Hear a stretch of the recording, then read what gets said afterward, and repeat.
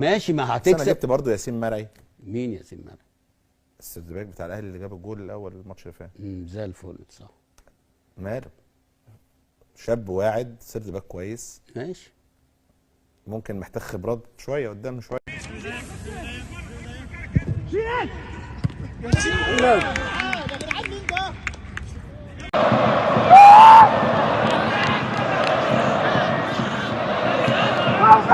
زيزو بيشاور لزمايله.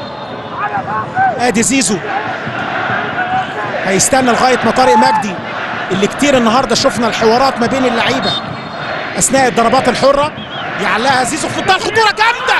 يا ولد يا لعيب، يا ولد يا ولد يا ولد.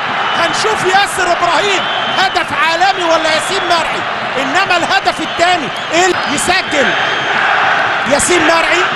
يا ولد على الدماغ يا ياسين. ايه الجمال ده وايه الحلاوه دي؟ ما يقدرش يعمل لها حاجه ابو جبل النهارده. 3 اجوان براس زيزو.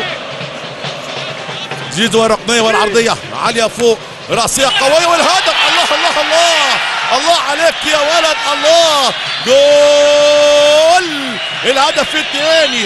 ضربه الراس من ياسين مرعي. ياسين بتعمل ايه يا ياسين؟ ضربه الراس زي ما الكتاب ما بيقول. حاجه. ده كابتن رضا كان بيعمل ايه معاكم في طنطا؟ التمرين يعني؟ اي حاجه، التمرين، الماتش، المحاضره، ده محاضرة ايه؟ هو كان بيكلمنا في حاجة. مفيش محاضرة.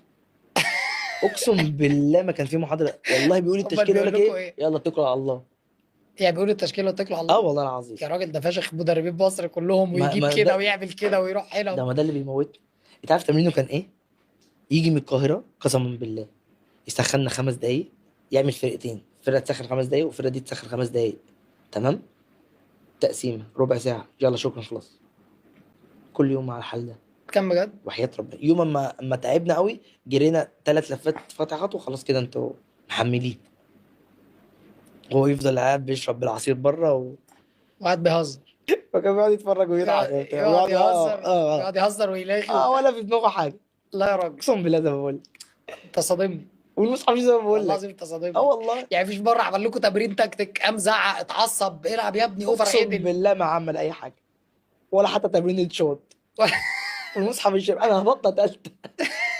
هبطوا تالتة؟ ايوه كنا ممتاز، هبطنا معاه كان ممتاز بيه، هبطنا وسابنا ومشي.